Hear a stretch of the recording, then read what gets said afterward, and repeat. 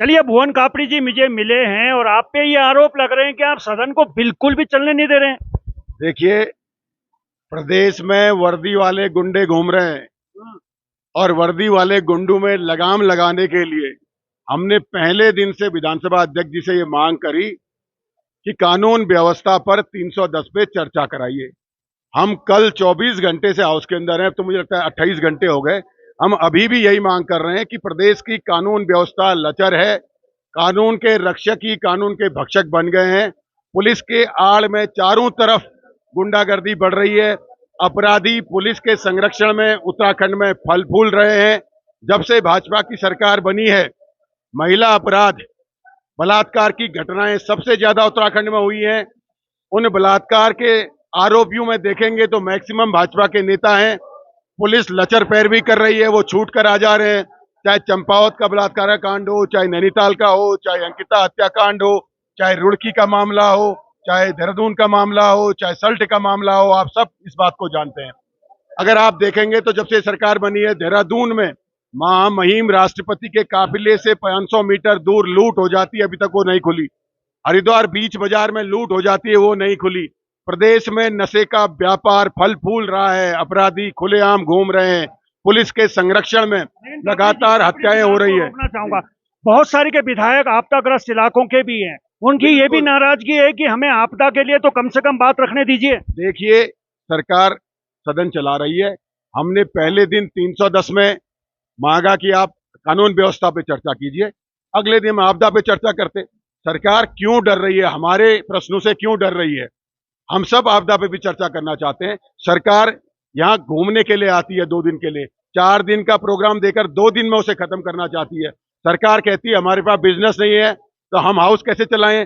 सारा जो प्रदेश का व्यापार है वो तो आपने प्राइवेट हाथों में दे दिया है। आपने आउटसोर्सिस कंपनियां बना दी, 11 महीने का बॉन्ड करते हैं, 7 महीने की तनख्वाह खा जाते हैं। एक मंत्री ब्लैक लिस्टेड करता है, दूसरा मंत्री उसे काम दे देता है। खनन का जो व्यवसाय, प्राकृतिक व्यवसाय, जो आप आपदा की बात कर रहे हैं, जिस आपदा का ध्वंस हमारा उत्तराखंड झेलता है, उस आपदा के बाद जो रोजगार पैदा होता है उसे हैदराबाद की कंपनी को इन्होंने दे दिया। लाखों लोगों के पेट में लात मारने का काम इस सरकार ने किया हुआ है। गांव गांव शराब पहुंचाने का काम कर दिया है। एकीकरण विद्यालय को कर रहे हैं, अस्पतालों को पीपीपी मोड पे दे दिया है। एक सवाल और ले लेते हैं।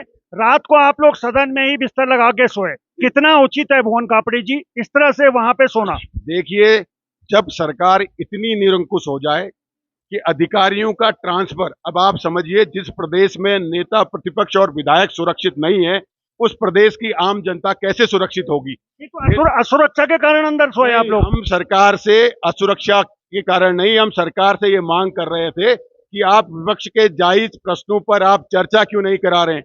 आप चर्चा से क्यों भाग रहे हैं? क्यों नहीं प्रश्न स्वीकार कर रहे हैं? इस निरंकुश सरकार को अंकुश लगाने के लिए हमने माननीय विधानसभा अध्यक्ष जी से निवेदन किया कि ये सरकार निरंकुश हो गई है, इस पर अंकुश लगाइए।